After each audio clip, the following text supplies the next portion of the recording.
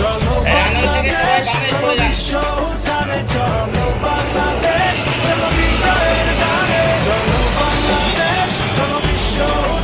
দর্শক মণ্ডলী, এবার আপনারা দেখতে পাচ্ছেন উইং কমান্ডার মইনের নেতৃত্বে কর্নেল ধোয়া ছেড়ে পাশাতে প্রদর্শন করছে হরাইজন্টাল ফিগার অফ এইট। তার সাথে আছেন স্কোয়াড্রন লিডার তারেক।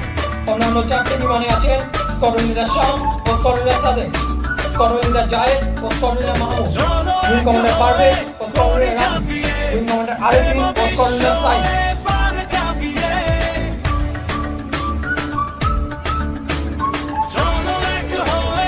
1000 কেজিরও বেশি যুদ্ধ অস্ত্র বহনে সক্ষম এই বিমানটি PL-5 মিসাইল বহন করতে সক্ষম।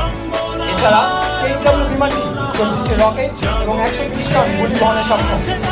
সব পৌরজন ছোট আকৃতির সাথে শক্তিশালী ইঞ্জিনের সমন্বয়ে অতি অল্প ব্যাসার্ধের মধ্যে